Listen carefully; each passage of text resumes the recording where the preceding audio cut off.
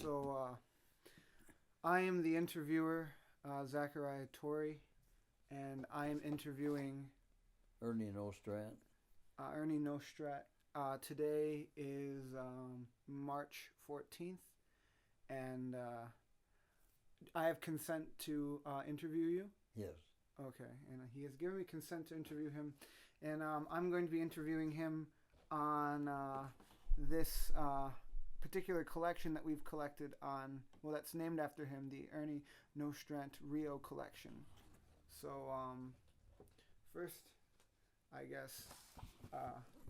Is this who had this collection? Yes, he's the one that donated the collection. Well, I'll be darned. David Caterino donated Yeah. this Gosh, collection. I wish I could put a face on him because I know the name. Yeah. And so the first things what we have is you Yeah. were the superintendent of what? Engine plant. So you were in the engine plant? Yeah. I have notes. What'd you do there? Build the engines for the trucks and for the military trucks that we built. Is that considered assembly line work? No. The assembly line was over across the tracks from us. The railroad tracks ran right between the center of Diamond Reo, and on the east side was the engine plant, and that was all machinery and stuff in there. And then on the west side was the main plant where the chassis line was, and they built the trucks and stuff like that. And then on up farther was what we call the offices or the front end. We also have this name tag. Yeah. And this name, I think that's a name tag. Is that, those are also yours? I wonder where he got those. Huh. Additionally, we have your business card here.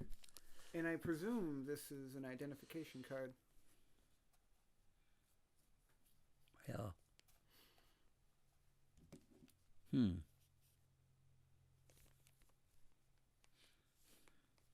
Well, that's strange where he would have got this stuff. Presumably, he used to go. David Caterino used to go to sales of places when like a foreclosure or whatever, and then buy Well, he was a public historian and collector. Oh. And so he would buy like filing cabinets full of information or things that he thought were Is interesting. he still alive? No, he died, and that's We did. And he donated it all to the library upon his death. Oh, I'll be darned. This is strange. Where he would have got these. And these are agreements between Diamond Reo Trucks and I assume the union. Yeah. Are those just the handbooks that they would give every union employee? They're both dated 1974 and 1971. Oh, and there's a patch here. I don't know if everyone was given them, or if you would have had one of those. See, this was the well, no, it wasn't the last person that bought us, but we White. At one time, there was another outfit that owned us, and it was I think Zollner Pistons out of Detroit. They made, well, we bought pistons from them to build the engines, and when you say we, you mean you're referring to Diamond Reo, correct? Yeah, Diamond Reo trucks. Yeah. And then after that, I can't remember which come first or last, but then we were purchased by White Motor Company. They also built trucks like us. Well, in fact, after they bought us, we built both trucks, White and Diamond Reo, or Reo it wasn't Diamond Reo. Speaking of which, there is an annual report by White, and it happens to have one Diamond Reo truck in the very beginning. That's their annual report for White. 1968. Where were they, Ohio or Indiana? Do you remember? I think it was Indiana. Not 100% sure. This is Cleveland, Ohio. Oh, it's Ohio. I'm wrong.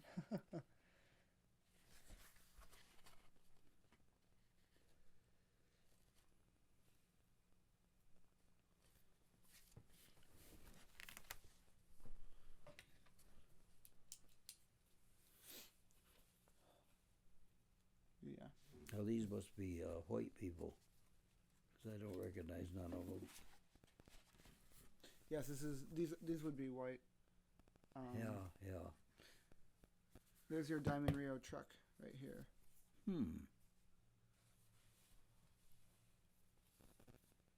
Where's white? Mm-hmm.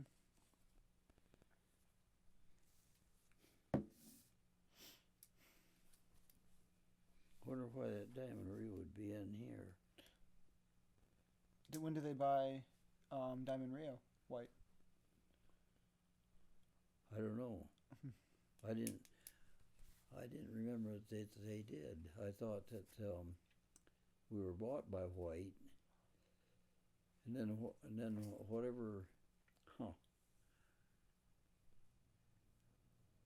Then after that, we were Diamond Reo. Diamond Reo was a truck firm down by Chicago, someplace if I remember right, and Diamond T was the name. Mm-hmm. Yeah. Well, and when they bought us, maybe White owned both of us. I don't know now, but anyway, then they changed the name of the trucks that we were building to Diamond T, or Diamond Reo. Diamond T plus Reo, and T for trucking. I don't know. Additionally, but they were a big plan also, and then after the Diamond T and Reo merger, see, that stuff's all kind of mixed up for me, but of who owned us and who didn't and so on. And then the last was this Cappert. His last name was Cappert. I can't remember his first name. He bought us. And that's when things started going downhill, because we didn't know at the time. But he was this type of a person. He'd buy places and then go bankrupt and sell all the stuff and everything. And that's what he had planned for this, but of course we didn't know it. Nothing we could do about it anyway, because he was the owner. So then he bought it, and then of course White and Diamond T and that stuff was out of the picture. And so here is a White Motor Corporation shareholder. Were you ever a shareholder in the White Corporation? No. No? Okay. This was a not that I can remember. A special meeting shareholder about the merger between White Motor Corporation and White Consolidated Industries is in here. I was just curious. See, they might have, I don't know, that stuff gets kind of, like I say, at my age, my mind isn't too good, and it's pretty hard to remember when this and this and this happened, and in what category. I mean, were they first, second, third, or what? All right. And this is the part that I think is particularly interesting, which has a lot to do with you. Yeah, this must be just flipped backwards. That has really got my curiosity roused. Here. Why me? I was no big person there. Well, you have a lot of letters corresponding between you and Mr. Bob Carr. Oh, I wonder how they got them. Mm-hmm. And this is the end part. There's one more folder which we'll discuss, but well, I'll be darned if that ain't something. Now, correct me if I'm wrong, but you were trying to get Senator Bob Carr to change the URSA law. The what? URSA, which is I'm forgetting what the actual I don't know. abbreviation stands for. the Employee Retirement Income Security Act. Okay. And that was because of I can read one to you. See, the government took that over Mm-hmm. under President Ford. We were fortunate that it had just been passed before this happened to us, and so the government took over the pensions. If I can ask you for the recording before, what happened to you?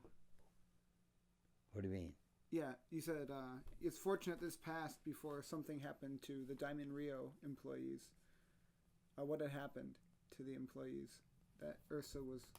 Oh, that the government took over pensions from companies that went bankrupt. Mm-hmm. See, before that, you were just done.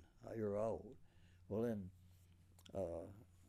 they put through this bill while President Ford was in, and if any company went bankrupt, like you or I were working for Diamond Reo, we'd lose our pensions and everything. We had nothing for all them years we put in. So the government took that over, and they guaranteed these pensions. In fact, it's called Government Guarantee Corporation or Pension something. I got letters in there from them. But so that was a relief because we'd still have our pensions. And so, but then they had some stipulations in there that they guaranteed our pension, but they didn't guarantee benefits, which was dental and health and that. And then I think I told you about supplement of me going early, that mine, you were 65, but I was 52. Mm-hmm. So we both, I can't remember now just how much it was, but just for a figure, say we both got $700 a month pension. So you're 65, you got 700, I'm 52, but I'm going on the UAW's 30 and out program. So I go too, along with you, and we both get 700. Mm-hmm. Well, that to make up the difference, yours is full pension, but mine, because I was so young, wasn't full, but I still got the same amount because they put in what they called a supplement. Well, that supplement, Congress or whoever was handling this, whatever department or anything, was didn't guarantee benefits. And they determined that this supplement that I got to make up my $700 was a supplement. Well, it was 3/4 of my pension that I lost. Mm-hmm. So that's one of the things that Bob Carr was working on to restore that or get it changed, because he also didn't think it was a benefit. So that's how I happened to be corresponding with him. Well, then, of course, what happened, he come up election time, and he lost the election. And then I can't remember who beat him, but he lived down a Howell, I think. But anyway, I can't remember who beat him, but he just dropped. He never done nothing about it. There's some other documents asking you in a class action lawsuit against White Motor Corporation. Against White? Yeah, it says class action lawsuit against White Motor Corporation. Oh, okay. You're eligible as a member of the class and seek damages from White Motor for failing to make service payments when your division was sold to Capert and Diamond Reo Trucks, Inc. Oh.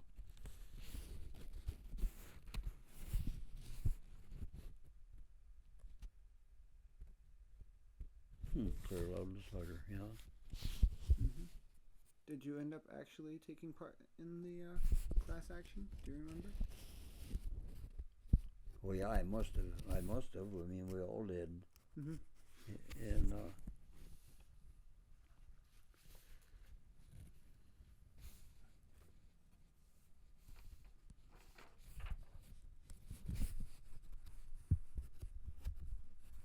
he was my boss.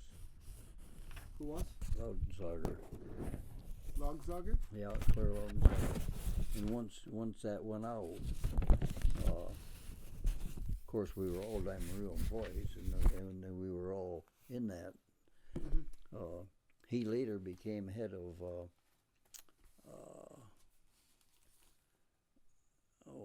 what's the name of the bus company in Lansing? CADL? Yeah, he was head of that.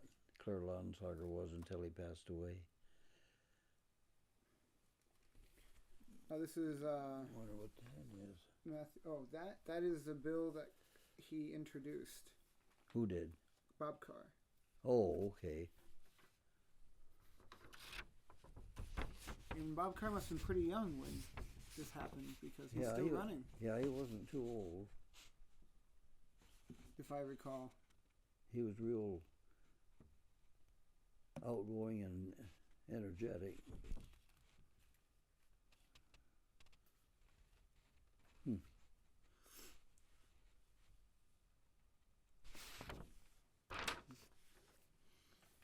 Yeah, I don't. I think we'd have been okay if Bob would have stayed in there because he was really getting into it, and but then he lost election, and that squelched everything.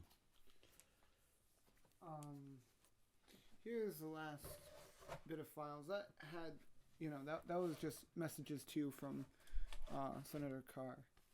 I still can't get over how come I'm just one person. And why was he writing just to you? Huh? Or was he writing to everyone that was a part? I would think so, but yeah, it was because several of us were in that position. I see. And then here we have interesting information. What's this here? Oh. No, did you ever live in Holt? That's where? Holt? No. Okay, I was curious. Grand Ledge all my life. Here is I can't get over some of these things you've got your here. life insurance. Oh, I'll be darned. Here is, I think this is automobile insurance. I'm not sure.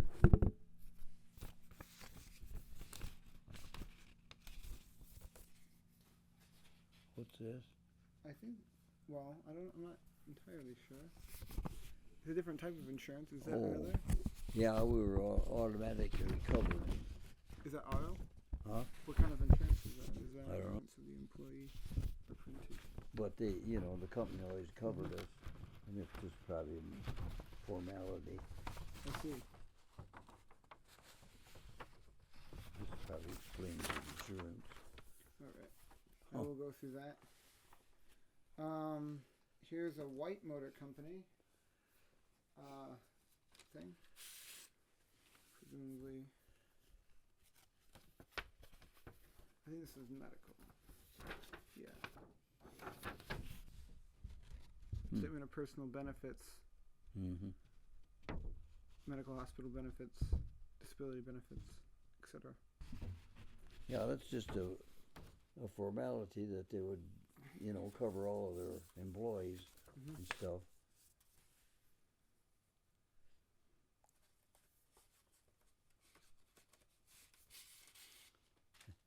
In fact, some of that stuff probably, maybe we didn't even get anything like that. It went to our union, and the union was covering that. Retirement income plan? Yeah, because I remember getting that, and I paid off this house because I didn't want to. Different one says you should invest it. Mm-hmm. And I said, no, I want to get my house paid off, and then I ain't got to worry about that. So I didn't invest it. I'll be darned, huh? Yeah, I remember that. I got that when I retired. See, I retired before they went bankrupt. Reo Employee Credit Union? So did you run your credit through your work? Yeah. Yeah. Just like the one we got at Oldsmobile Credit Union. LAFCU up here, LAFCU. Mm-hmm. Yeah, Reo had one. And then here is that a pay stub? Is that a pay stub? Yeah. Yeah, okay, that's correct. So there's a couple of your pay stubs. Well, I'll be darned. I wonder how they would get that. That's strange. Mm-hmm. Well, what's strange is that this is my name on this stuff, and I'm just a little pea in a pod. I mean, I was really nothing. I was just a regular employee, and my gosh, we had hundreds of them. It's amazing. Huh. Another certificate of insurance, loan protection insurance. Yeah.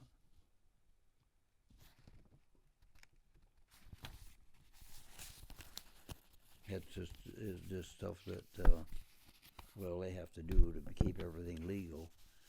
And just like you taping all this, you know, you got to keep yourself covered. And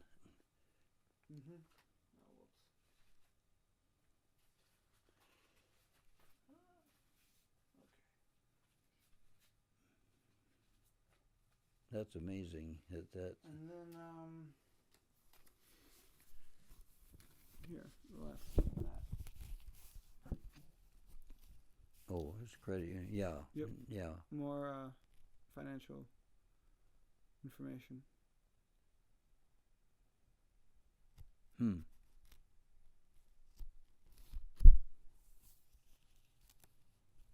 Yeah.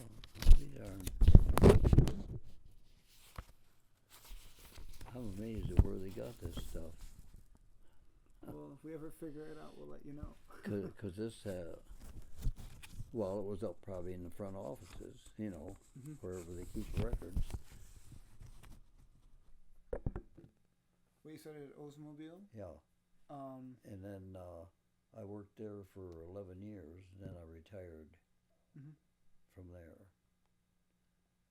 So after Diamond Reo... before Diamond Reo went out, things looked shaky. Didn't look good. This Capper had bought it, and he bought it. We didn't know it at the time, but this is what he'd done. He'd buy companies, and then lots of times he would continue building the products, whatever they were, but he wasn't paying none of the people that furnished parts to make this product. And so he'd go as long as he could, and they'd keep sending them in thinking that sooner or later they'll get a check. Well, that's what happened at Diamond Reo. And the thing that we noticed was all of a sudden some of the machinery and stuff like that was starting to be shipped out. He was selling it, but it was something that they could get along without. Maybe there's two machines making this part. And so what he done, found out he could make it with one, so he sold the other one. Well, we could see this stuff going out. We knew what was happening, but there's nothing we could do about it because he was the owner. And so finally, I can't remember what we were getting from John Bean, but they used to be part of Rio, but they were on the other side of Cedar Street, right across from Rio. And so they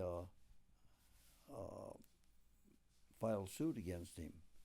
And of course, once they done that, well, then he didn't monkey around any longer. He went into bankruptcy.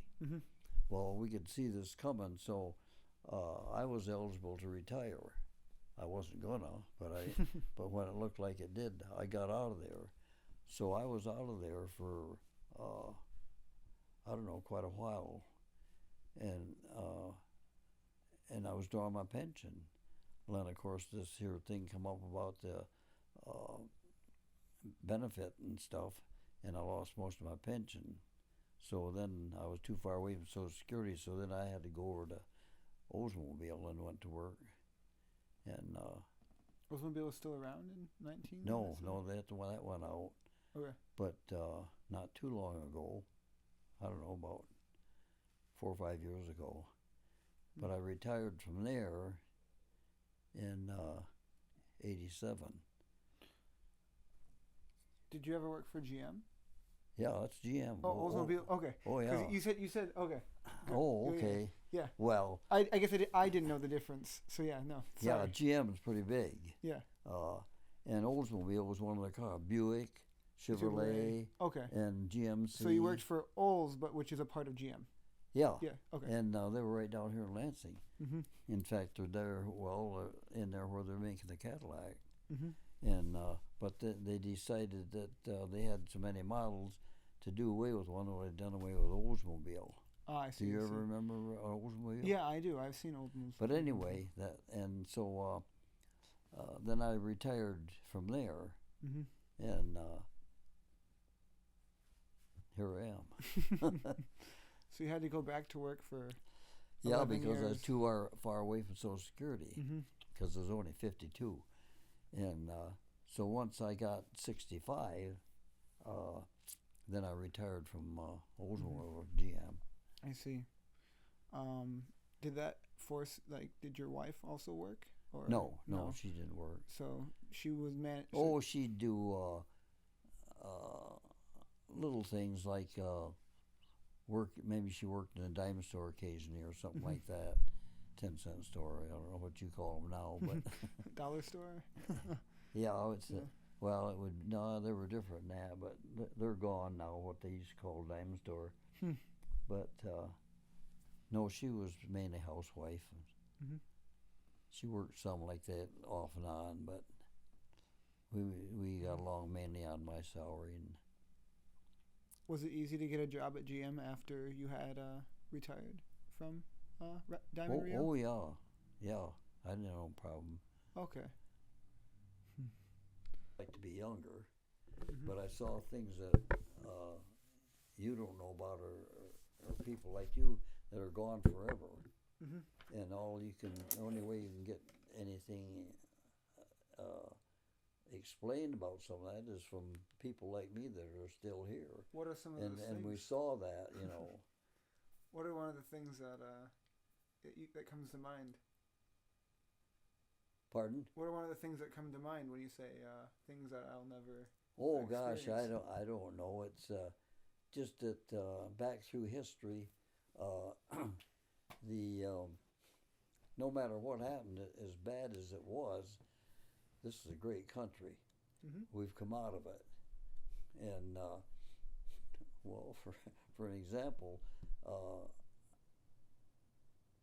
World War II was a shocker.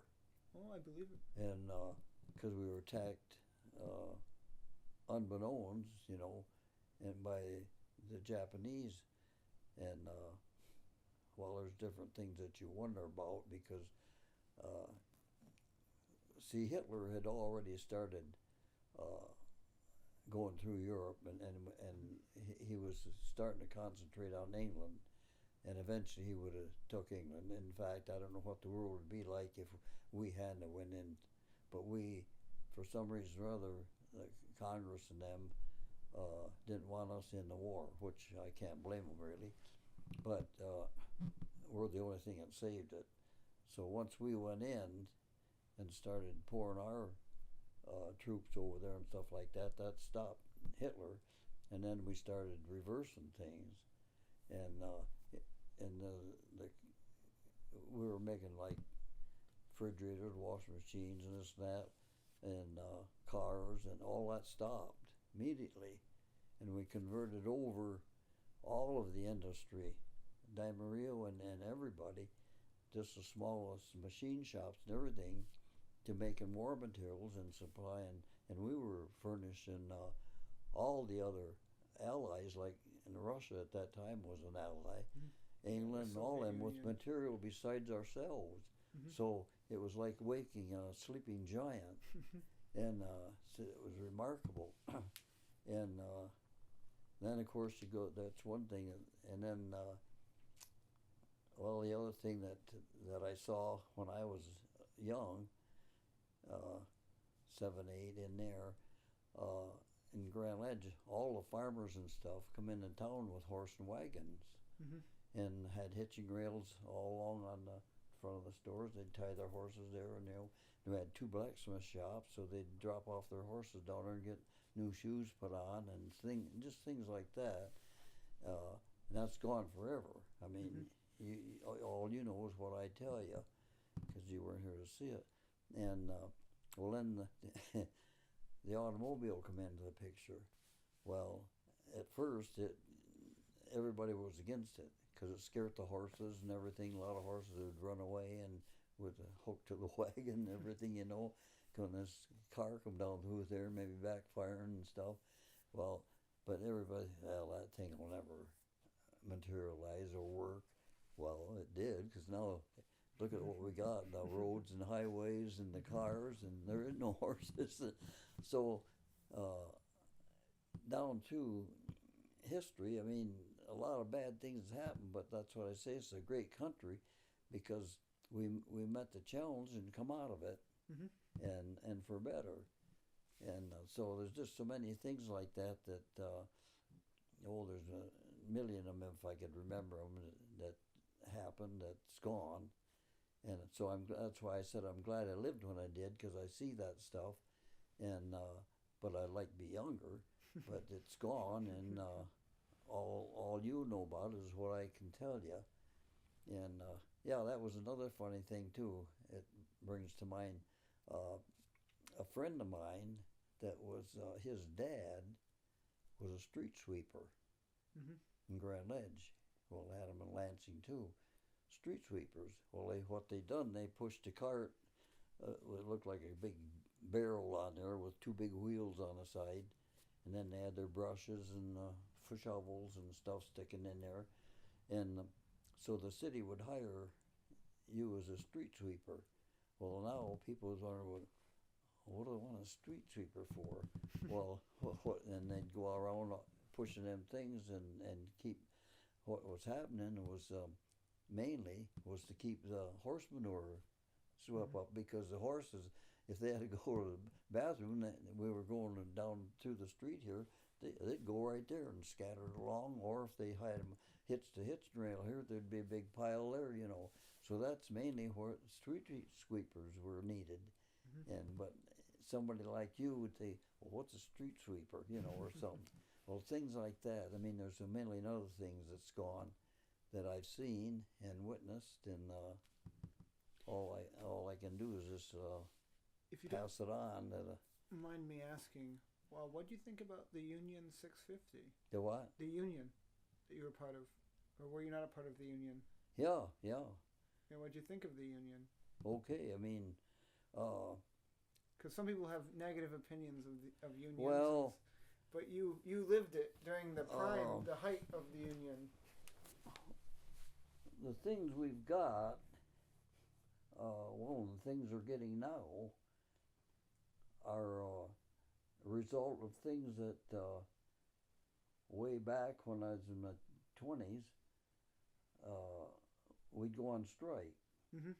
And you'd picket, and then we'd be outside of Diamond Reo there. We'd have barrels there and put wood in there to burn to keep warm. Here we were out there on strike, and we were picketing, had the shop shut down. Well, we were the only way that we was safeguarded from management, because they wanted to do certain things and to their advantage. And so the union, you need the union, but I don't condone some of the things they do. Now they're trying to put through a bill now to where, see, when I went to work for GM, whether I liked it or not, I was automatically in the union. And they immediately started taking dues out of my check. Well, this is fine. I mean, I need the union for protection, but they've gone so far now that they need cleaning the house, and so now they're trying to put through a bill to where you still got the unions, but I don't have to belong if I don't want to.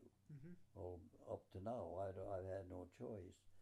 Well, that's, I think, is okay. You still need the union, but they should be made to clean up their act, because they're doing things that isn't right. For one example that I never really believed in, well, a lot of guys didn't, but you have your union headquarters down in Detroit. Is this GM? UAW. And that covers everything. GM, Okay. Chrysler, Ford, and United Auto Workers is what Yeah. the abbreviation. But anyway, so somebody's running for president. Well, they're strictly Democrat. Mm-hmm. Well, we aren't all Democrats. Because, when Reagan ran, it was a landslide. So you know that thousands of Democrats voted for him. Mm-hmm. But now you go to Union Hall, and I thought this was always disrespectful. They'd have pictures of the Democratic presidents and stuff. But if, for example, when Eisenhower was in, a Republican, no picture of him or acknowledgement or nothing. Well, that's the commander-in-chief. So I don't care who he is, his picture should be up there. Plus,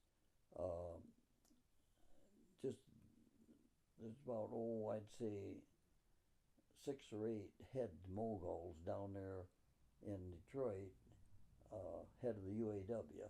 Mm-hmm. That's United Auto Workers. Yeah. They cover everything. Chrysler, GM, and Ford. And so there's a guy running their presidential nominations are up, and then they finally decide who's going to be their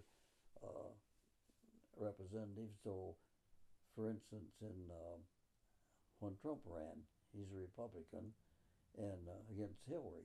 Mm-hmm. Well, that 4 or 5 people down there would decide to send Hillary $50,000 for help.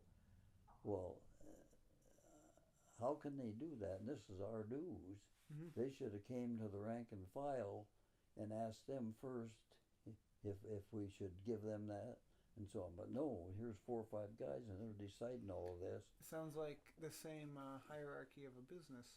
Yeah. So. And so, like I say, there's a lot of things like that. You need the union for the protection, but they need their act cleaned up too, because they're not all goody-goody. Mm-hmm. And so there's different things like that, well, the longer we talk, the more things come to my mind. But it sounds like they've done good things for you and people, and they've done, and, they become, they're a tool, right? Yeah, that, they're only as good as the users. Yeah. Mm-hmm. But a lot of the things we've got, we owe to the union, but they need a little bit of discipline themselves, mm-hmm. And because they if there's somebody that's doing something wrong, they should get behind the company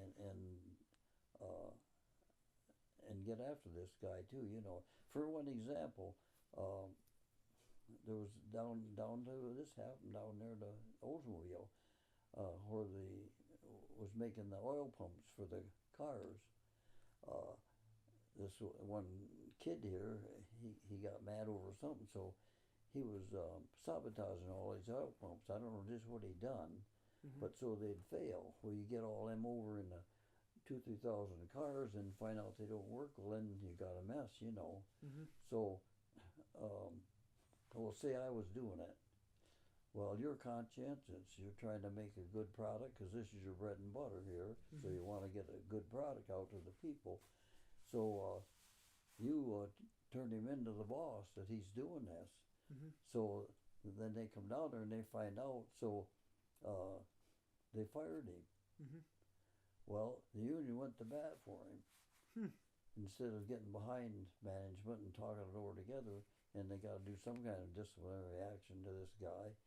So, but anyway, after quite a while, they finally got management to agree with him, so they brought him back and gave him back pay for all the time he was off, which wasn't right.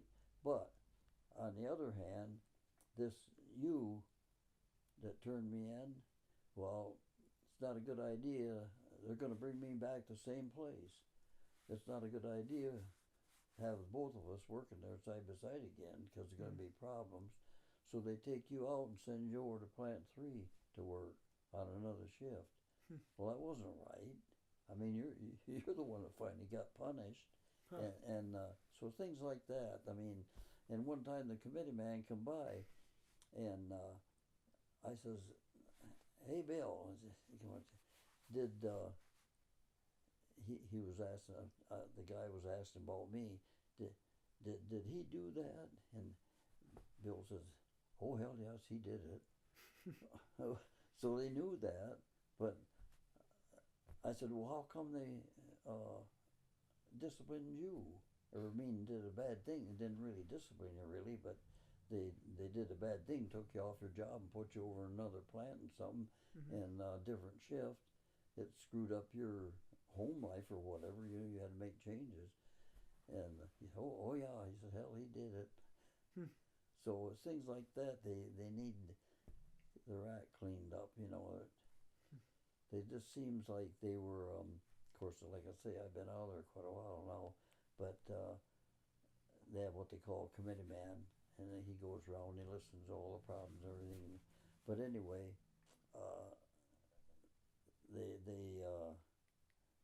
I lost my train of thought. But I guess when you first started working till the end, did you see conditions improve and wages improve, or did it really slow down? Oh yeah, because at one time we thought it was good money.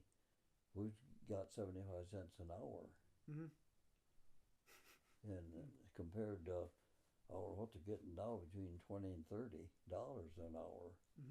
And oh yeah, I mean everything is well.